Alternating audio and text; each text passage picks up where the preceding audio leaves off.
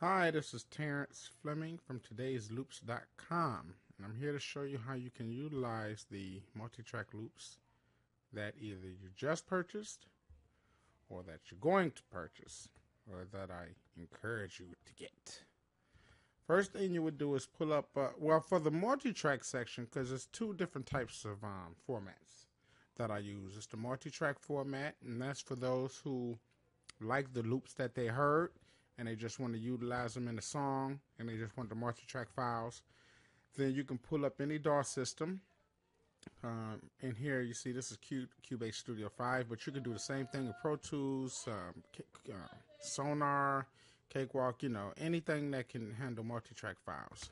And all you simply do is, actually for me, for this Cubase, I can just go to File, Import, and go to the multi-track folder file.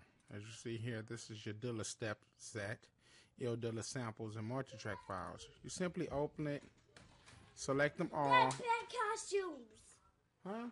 They're bad costumes for a dog. Okay, but, oh man, I'm in the middle of a tutorial. Next time not. Go! Hello, this is my dad, and he's filming me. Goodbye.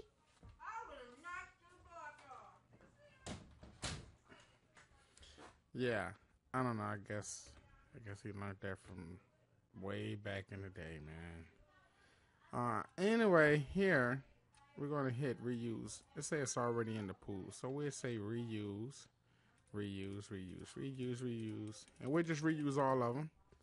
And as you see here, all of these files will pop up.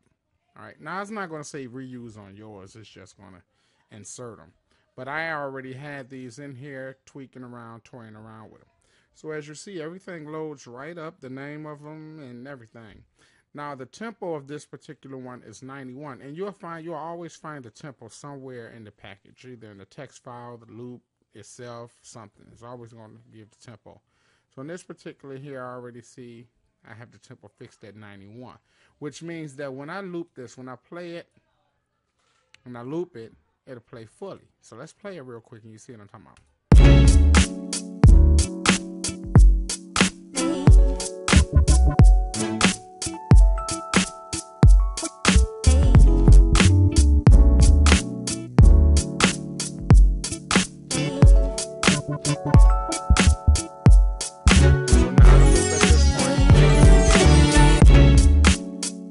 So you see a loop at that point. The benefits also of these multi-track files here is that they're already mixed and they already have all of the EQing and everything already done to it. You can do some additional if you like, but they're already level. So if you're in a rush mode and you're just in a rush and you're trying to hurry up and drop something in the studio and you just need a mix, a real studio mix or whatever, everything is already mixed in the audio. So it's just minor adjustments that you would need to make. That's why you can load everything up. And you'll notice that some things is low, some things is big. That's because it have Terrence's personal touch EQ on it. Now, of course, you can go to some masters and they can really bring some real serious magic out of it. But for the most part, this is my touch. This is the way I prefer the song to sound professionally. Now, again, you can do your own little personal tweaking. So anyway, make a long story short, that's why when you import it, you don't have to do no adjustments to the level. You could just hit play and go. And then also when you're working, you don't have to stick to that. You can select all of the files.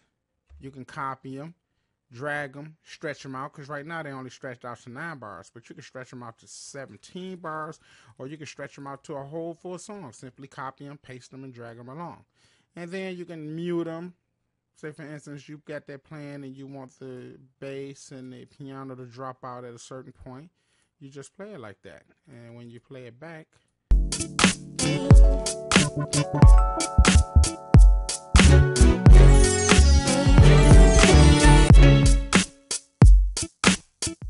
see, so I'm sure you guys is already familiar with the fact that you can do that, but I'm just bringing it out again just to verify and to make sure.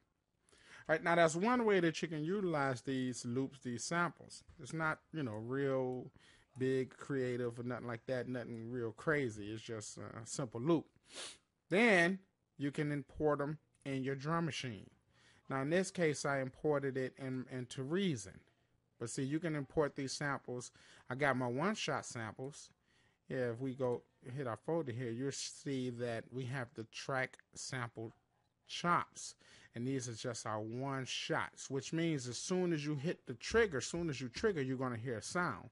Now these is, they're not going to be in the same order as how they was in Cubase because they're one shots. And as you see this white space, and I don't know if you might be familiar with what I'm talking about, but it's going to start at this point as opposed to starting here. The tracks is going to be starting like, if I have a Japan pluck, it's going to have 1, 2, 3 chop samples. You understand what I'm saying? And the reason why I did that is so that when you plan, well, you'll see what I'm talking about in a few seconds, but when you plan it, when you hit play on your drum pads or on your keyboard, once you map the samples to your synthesizer or you map the samples to your drum pads, you'll be playing on the 1. And you'll see what I'm talking about right now, right here. I have these mapped, and if I play it, you'll see them. And then I also got the loop on the map to a key too.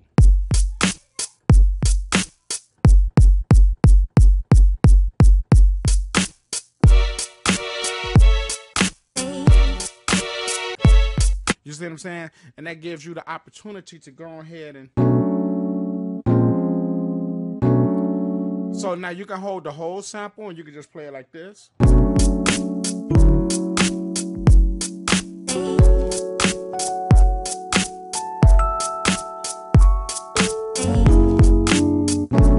Or you can...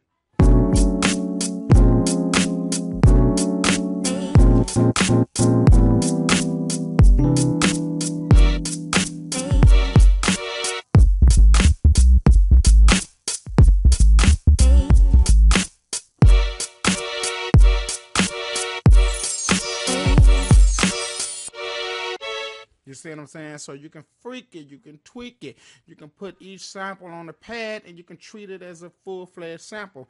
And you can take the vibe and swagger jack the vibe and freak it and rearrange it and twist it and go all kind of directions.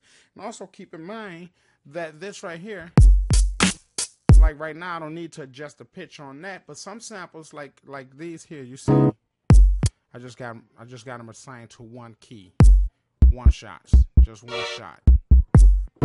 But then I got this here, and you see it's mapped across. If you see here, it's mapped across all 5 keys. So now you got some pitching to work with.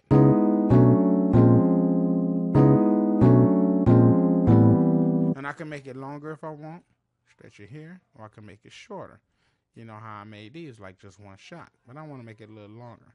Anyway, those are the different ways that you can use the samples, utilize them, and really get freaky and tweaky. Now I'm going to do some more where I'm going to be converting these into Rex files. It's going to cost a little more because it's a little more work, but you really can break and chop and really chop and screw and really do some crazy things with it. But the whole thing is that you get your own flavor. You can chop it up. You can utilize this track as is, or you can take it and chop. If you really want to get innovative, you can chop them up, break them up, and really go a whole lot of different directions. And on top of that, I also got the samples alone. So if you just want to make your track completely from scratch, you have the samples to work with, tweak to perfection, do it exactly how you want to do it. So I just wanted to do this tutorial to show you guys, show you how to utilize some of the samples that you'll be getting from Todaysloops.com, and show you that you can really benefit from the chops and the breaks and the things like that. Just give you a handful of things that you can do with it, man. Let me see what you can do with it, man.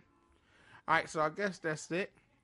I'm going to be doing some more. As soon as I get some more information for you, I'll be doing a few more tutorials showing you some other tips and tricks how you can utilize Todaysloops.com. All right? I mean, Todaysloops from Todaysloops.com.